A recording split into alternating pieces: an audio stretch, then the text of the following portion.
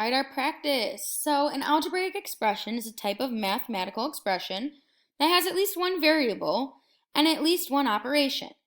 So these expressions can be used to represent any given situation. For example, 5 times the number a, then increased by 2. 5 times the number a, then increased plus by 2. 2. So this 5, remember, is the coefficient. This a is our variable. We just did this on the previous slide. The 2 is going to be our term, it's going to be our term, and it's also a constant. And our plus is just an operation. So let's take a look. We're going to write an expression based on these statements. So the sum of a and b. So what does sum mean?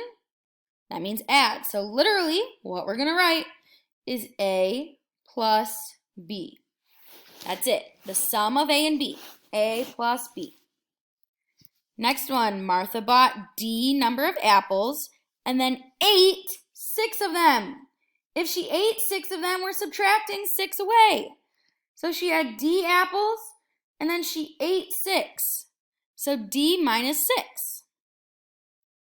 All right, now we're going to have 14 decreased. That means subtract by P.